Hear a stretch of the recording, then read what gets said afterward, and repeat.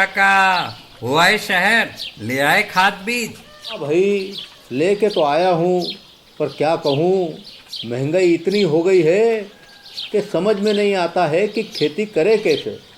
फसल भी अच्छी नहीं होती है, ये दवाइयाँ नहीं डालूँ तो। कर्जा करके लाओ, कैसे भी लाओ, लाना तो पड़ेगा ही। और ये दवाई की दुकान का कर्जा तो ख़त्म होने का नाम नहीं लेता। लाना तो मुझे भी है, पर सब कुछ इतना महंगा है, कहाँ से लाऊं, किससे खरीदूं, किसके पास सही दामों में मिलेगा और क्वालिटी उत्पाद भी मिलेगा या नहीं।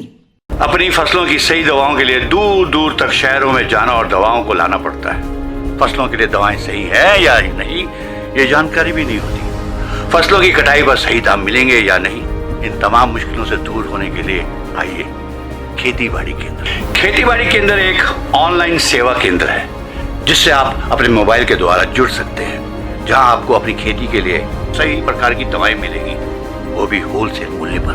वो सभी दवाएं सीधा निर्माता से लेकर आप तक पहुंचाते हैं, यानी कि बीच में होने वाले सारे खर्च की बचत आपकी जेब में। साथ ही साथ दवाओं को लाने और ले जाने की झंझट से भी छुटकारा। अपनी मुश्किलों को दूर करने के लिए आप खेती बाड़ी केंद्र पर एक मिस कॉल करें। खेती बाड़ी केंद्र का किसान मित्र आपसे तुरंत संपर्क करेगा और आपको सभी जरूरी जानकारी देगा। खेती बाड़ी केंद्र की फ्रेंचाइजी लेकर खेती बाड़ी मित्र बनिए और किसानों की सेवा कर देश की तरक्की में भागीदार बने। आज ही संपर्क करें नीचे दिए गए नंबर पर और खेती बाड़ी केंद्र से जुड़े। ये है खेती बाड़ी केंद्र ऐप। अच्छा, किसानों की सरदारी, उन्नत खेती बाड़ी। खेती बाड़ी केंद्र, देश के अन्नदाता की दुकान।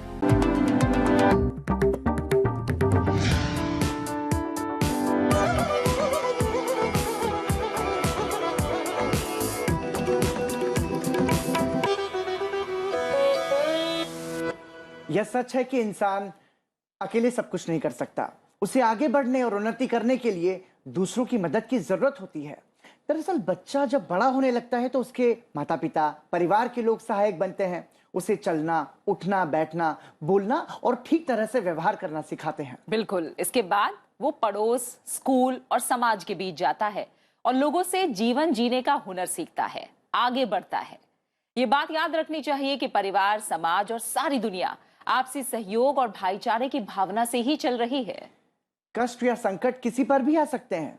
ऐसे समय सहायता की जरूरत होती है, लेकिन आज के दौर में कई बार देखा गया है कि लोग संकट में पड़े व्यक्ति को देखकर मुंह फेर लेते हैं और अपने रास्ते चले जाते हैं। लेकिन हमें ये जरूर सोचना चाहिए कि अगर हम भी कभी इस तरह के संकट में पड़ सकते हैं और हमें भी दूसरे की सहायता की जरूरत हो सकती है। जरा इस बारे में सोचिए। दूसरों की मदद करना खुद ही आपका स्वभाव बन जाएगा। हेलो इंडिया, मैं हूं प्रीति। हेलो इंडिया, मैं हूं पराक्रम।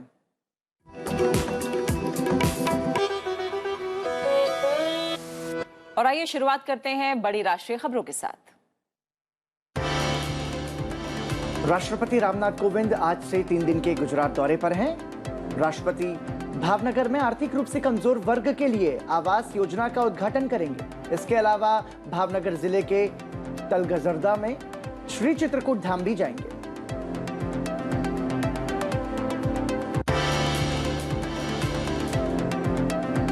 उपराष्ट्रपति एम वेंकैया नायडू गोवा की यात्रा पर हैं। आज उपराष्ट्रपति संत सोहिरोबनाथ अंबिया शासकीय कला और वाणिज्य महाविद्यालय के नए परिसर का उद्घाटन करेंगे। केंद्रीय पर्यटन राज्य मंत्री श्रीपद नायक और गोवा के मुख्यमंत्री प्रमोद सावंत भी समारोह में शामिल होंगे। गृह मंत्री अमित शाह ने कहा है कि प्रधानमंत्री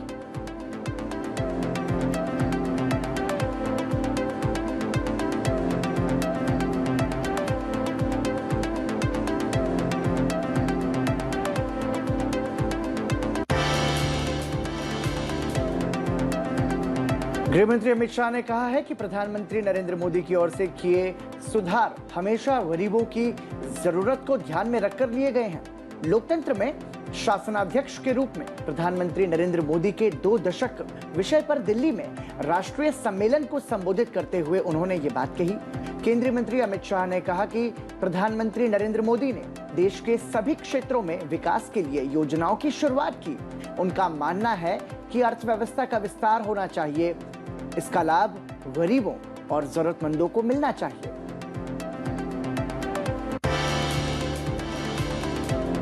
रक्षा मंत्री राजनाथ सिंह ने दिल्ली में आर्मी कमांडरों की बैठक को संबोधित किया। उन्होंने कहा कि देश सुरक्षा, HADR, चिकित्सा सहायता से लेकर सभी क्षेत्रों में सेना ने शानदार काम किया है। राष्ट्र निर्माण के साथ साथ समग्र राष्ट्रीय विकास में भी सेना की भूमिका बहुत महत्वपूर्ण है।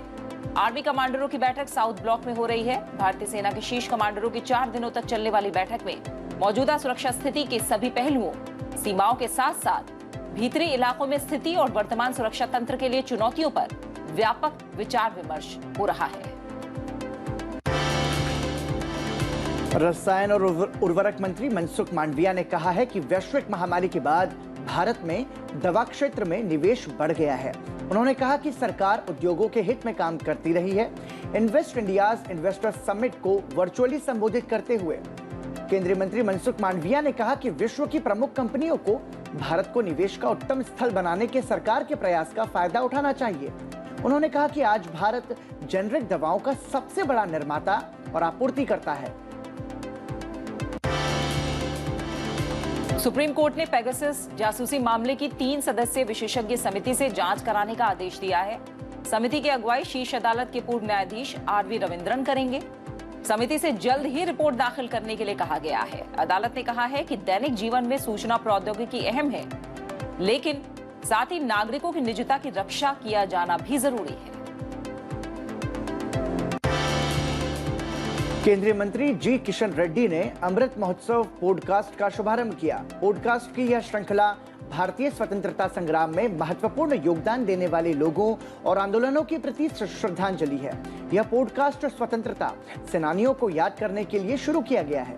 देश आजादी का अमृत महोत्सव मना रहा है। टोक्यो ओलंपिक में स्वर्ण पदक जीतने वाले एथलीट नीरज चोपड़ा को इस साल के मेजर ध्यानचंद खेल रत्न पुरस्कार के लिए चुना गया है। ये पहली बार है जब एक साथ 11 खिलाड़ियों को खेल रत्न से सम्मानित किया जाएगा। नीरज चोपड़ा, मिताली राज, सुनील छेत्री के अलावा पहलवान Ravi Dahiya, boxer Lovlina Borgohain, hockey team के गोलकीपर प्रिया श्रीजेश, बैडमिंटन खिलाड़ी प्रमोद भगत, भाला फेंक एथलीट सुमित अंतिल, निशानेबाज अवनी लेखरा, बैडमिंटन खिलाड़ी कृष्णा नागर और निशानेबाज M नारवाल इसमें शामिल हैं।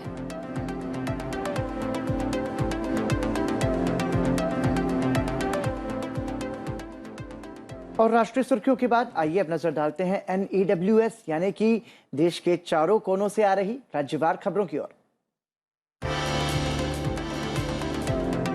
पंजाब में 8 नवंबर को विधानसभा का विशेष सत्र बुलाया गया है। मुख्यमंत्री चरणजीत सिंह की अध्यक्षता में हुई मंत्रिमंडल की बैठक में इसका फैसला लिया गया। ये फैसला 2 दिन पहले सर्वदलीय बैठक में बनी आम सहमति के बाद लिया गया।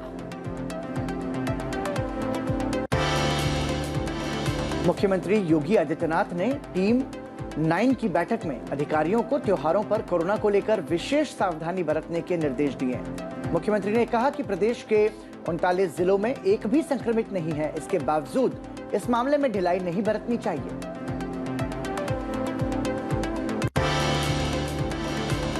उत्तर प्रदेश सरकार में कैबिनेट मंत्री जितिन प्रसाद समेत उत्तर प्रदेश विधान परिषद के 4 नए सदस्यों को बुधवार को शपथ दिलाई गई।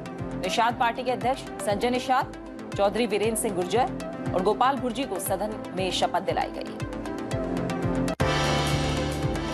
ओडिशा के मुख्यमंत्री नवीन पटनायक ने एमओ कॉलेज अभियान के तहत प्रदेश के 12 कॉलेज और 2 यूनिवर्सिटी के लिए 1.5 करोड़ रुपए अनुदान की पहली किश्त जारी की। यह इन संस्थानों में विभिन्न योगदानकर्ताओं द्वारा की गई राशि की दोगुना है।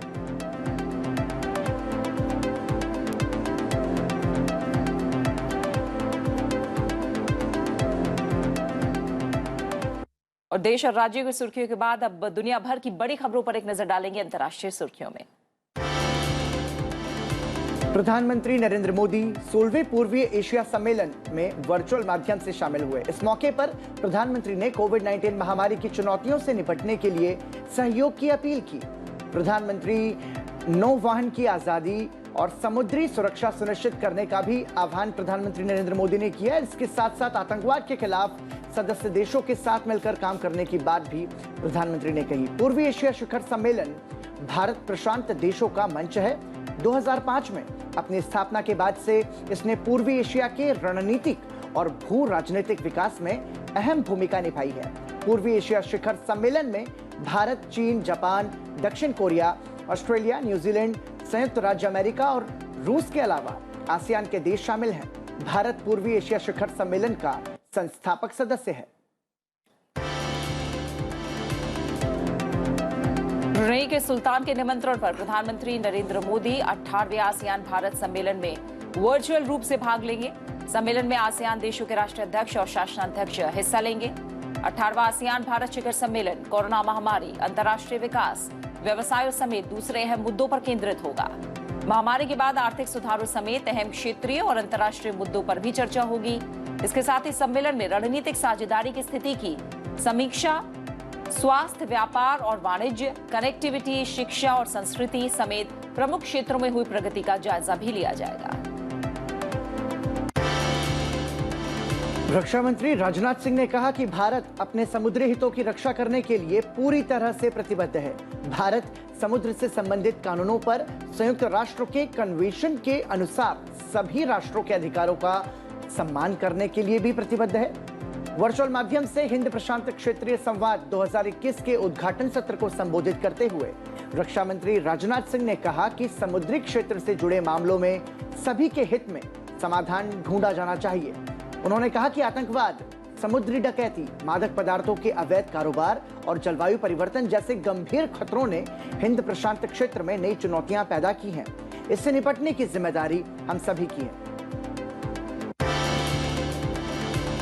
भारत ने चीन की सीमा कानून बनाए जाने के एक पक्षीय निर्णय पर चिंता जाहिर की है, जिससे सीमा प्रबंधन पर वर्तमान द्विपक्षीय सहमति और सीमा के प्रश्न पर प्रभाव पड़ सकता है।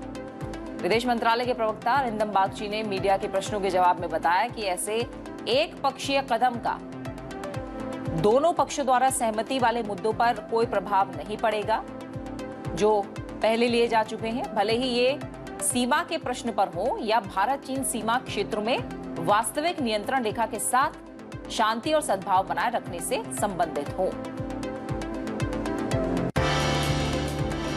पेरिस जलवायु समझौते के बाद से सबसे महत्वपूर्ण संयुक्त राष्ट्र जलवायु परिवर्तन सम्मेलन 31 अक्टूबर से 12 नवंबर तक ब्रिटेन के ग्लासगो में होना है। प्रधानमंत्री नरेंद्र मोदी G20 शिखर सम्मेलन और जलवायु सम्मेलन में भाग लेने के लिए इस महीने की 29 तारीख से 2 नवंबर तक रोम और ग्लासगो की यात्रा पर रहेंगे।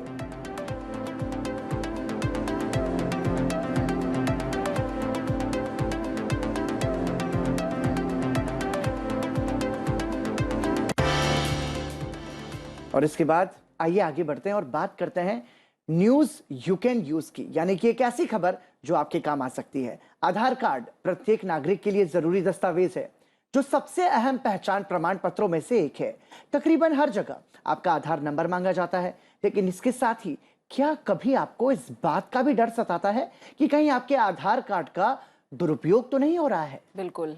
न्यूज यू कैन यूज में आज हम आपको एक ऐसे मेथड के बारे में बताने जा रहे हैं जिसकी मदद से आप पता लगा सकते हैं कि आपके आधार कार्ड का कहां इस्तेमाल हो रहा है, और अगर आपके आधार नंबर का दुरुपयोग हो रहा है तो आप शिकायत दर्ज कराकर उसे तुरंत रोक भी सकते हैं।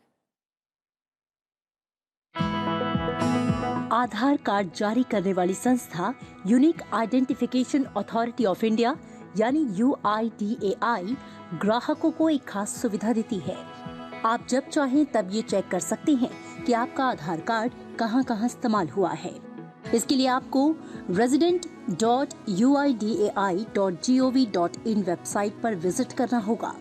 यहां आपको 12 अंकों का आधार नंबर और 4 अंकों का सिक्योरिटी कोड डालना होगा। जनरेट OTP पर क्लिक करने के बाद आपके मोबाइल नंबर पर OTP आएगा, जिसके बाद वेबसाइट पर authentication type, select date range, number of record और OTP दर्ज करें। अब ड्रॉप डाउन मेन्यू में जाकर ऑल ऑप्शन का विकल्प चुनें। इसके बाद पेज पर सेलेक्ट डेट रेंज का चयन करें। अब सबमिट बटन दबाएं और सभी जरूरी जानकारी प्राप्त करें। इसके बाद आपके सामने ये जानकारी आ जाएगी कि आपका आधार कार्ड कहां इस्तेमाल हुआ है। यहाँ आपको ये बताना जरूरी है कि आप इस प्रोसेस का उपयोग केवल तभी कर सकते हैं जब आपका फोन नंबर आपके आधार कार्ड से जुड़ा हो। अगर आपको लगता है कि आपके आधार कार्ड का कहीं पर गलत इस्तेमाल किया जा रहा है तो आप UIDAI टोल फ्री नंबर 1947 पर फोन करके इस बात की शिकायत कर सकते हैं। साथ ही help@uidai.gov.in पर ईमेल करके भी शिकायत दर्ज कराई जा सकती है। इसके साथ ही आप resident.uidai.gov.in फाइल कंप्लेंट लिंक पर ऑनलाइन शिकायत दर्ज करा सकते हैं। बिल्कुल पराक्रम, आधार कार्ड को जब से पहचान पत्र के रूप में इस्तेमाल किया जा रहा है तब से इस तरह की शंकाएं भी थी कि कहीं इसका कोई गलत इस्तेमाल ना हो, लेकिन अब ये जो तरीका निकल कर आया है जाहिर तौर पर इस पे लगाम भी लगेगी और लोग खुद मॉनिटर भी कर पाएंगे कि उनका आधार कार्ड कहाँ कहाँ इस्तेमाल बिल्कुल, होता है। क्योंकि जो आपके जो सर्टिफिकेट्स हैं और ऐसे जो आपके पहचान पत्र और जो प्रमाण पत्र हैं जो कि सब जगह महत्वपूर्ण तरीके से आप इस्तेमाल उनका कर सकते हैं, तो उसकी निजता और उसकी सावधानी बरतना बहुत जरूरी है। और प्रीति, हमने देखा कि आधार कार्ड के मसले को तो राजनीतिक मुद्दा भी बहुत बनाया गया, हालांकि हर बार स्पष्ट रूप से कहा गया कि आधार किसी भी निजता का हनन नहीं करता है, लेकिन सही जानकारी यदि होगी, जैसे कि हमने न्यूज यू कैन यूज के जरिए दी, तो दर्शक बेहतर समझ पाए। बिल्कुल, और आइए अब हम बढ़ते हैं अपने अगले सेगमेंट की तरफ जो है फिट रहो इंडिया। बात आपकी सेहत की हम करेंगे, क्योंकि हम जानते हैं कि स्वस्थ जीवन सुखी जीवन जीने की पहली जरूरत होती है। हम जितना स्वस्थ रहेंगे उतना ही हमारी प्रोडक्टिविटी भी बढ़ेगी, उतना ही आनंद से हम अपना जीवन जी पाएंगे और जो हमारी क्षमताएं हैं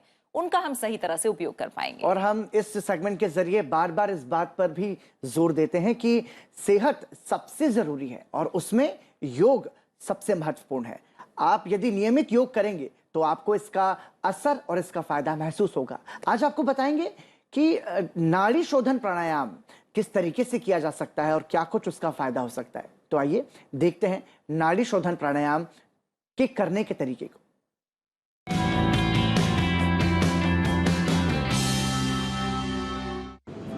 नाड़ी शोधन प्राणायाम के अभ्यास के लिए किसी भी सुखदायक आसन में बैठ जाएं।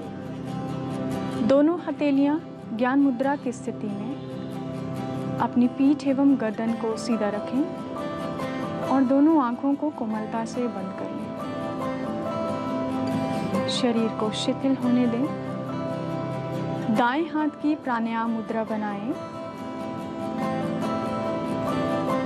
अब अंगूठे से अपने दाईं नासिका रंध्र को बंद करें एवं बाईं नासिका रंध्र से धीरे धीरे गहरा श्वास भीतर लें।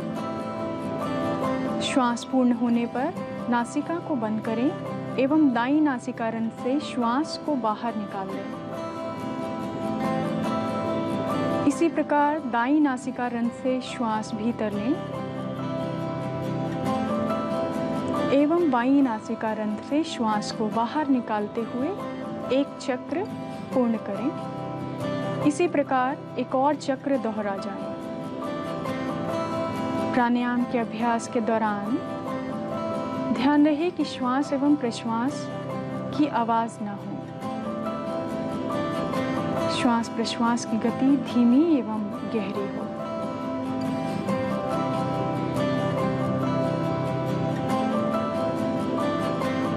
चक्र को पूर्ण कर लेने के पश्चात धीरे से हाथ को वापस पूर्व स्थिति में ले आए। दुबई एक्सपो में भारतीय पवेलियन में आयोजित लद्दाख की कला संस्कृति की झलकियों के साथ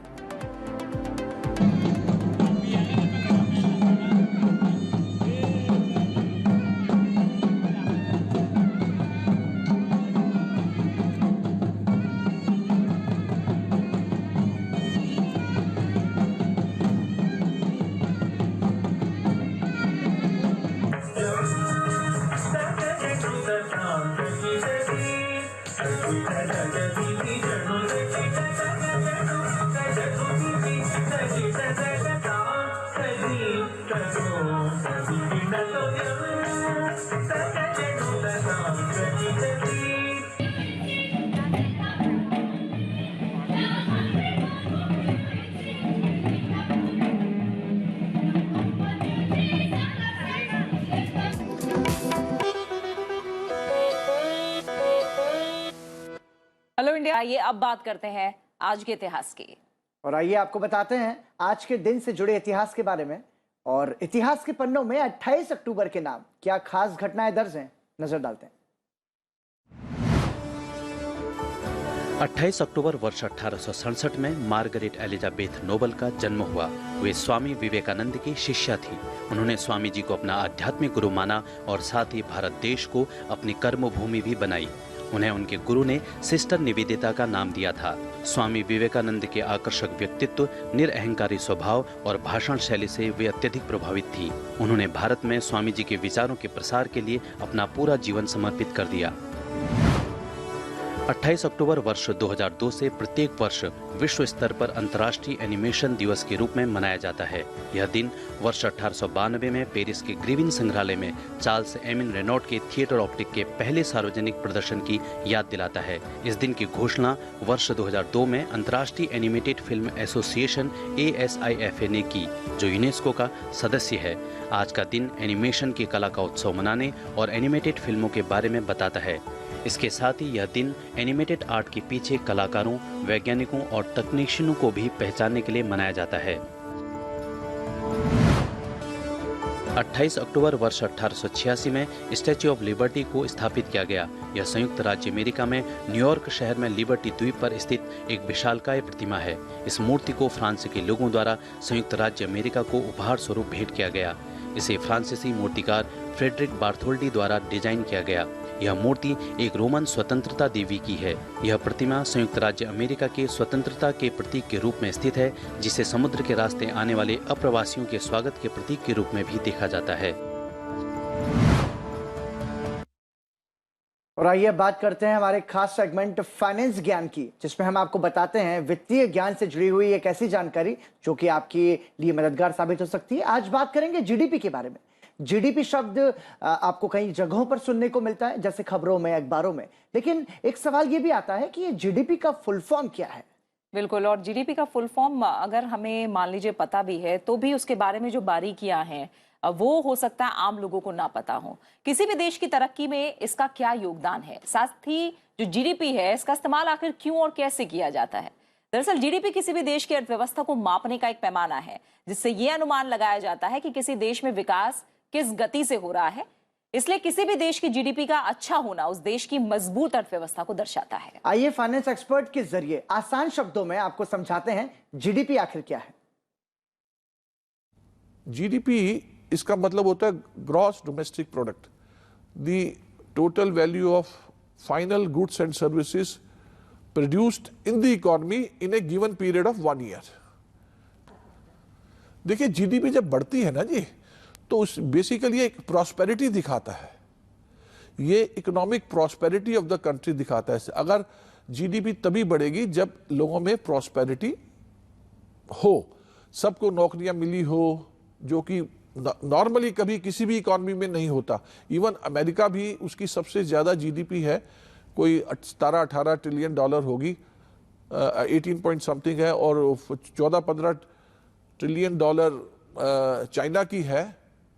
तो इनमें भी पूरी 100% एम्प्लॉयमेंट नहीं है, अनएम्प्लॉयमेंट रहता है, पर फिर भी as compare to India the rate of unemployment is much less and as such the country is very prosperous. GDP high होगी तो मतलब प्रॉस्पेरस इकोनॉमी है, प्रॉस्पेरस लोग होंगे, उनका रहन सहन समृद्ध, जिसे कहें ना समृद्ध जनता होगी वहां। तो आरबीआई के पूर्व निदेशक ए.के. मट्टू आपको समझा रहे थे जीडीपी के बारे में। उम्मीद करते हैं आपको ये समझ में आया होगा। और जाते जाते अब मुझे और प्रीति को इजाजत देने का समय है, और आपको छोड़े जाते हैं सुरीले संगीत के साथ। आज के कलाकार में अपनी संगीतमय कला को दिखा रहे हैं प्रशांत मलिक और निशांत मलिक। ये दोनों दरभंगा घराने की 13वीं पीढ़ी के ध्रुपद गायक हैं। आप लीजिए इनकी गायकी का आनंद, और मुझे और पराक्रम को दीजिए इजाजत। कल फिर होगी आपसे मुलाकात। नमस्कार। नमस्कार। नमस्कार, मैं प्रशांत मलिक। मैं निशांत मलिक। राग भैरव में ध्रुपद की एक सुर ताल की बंदिश लेकर उपस्थित हुए हैं आप सभी के लिए।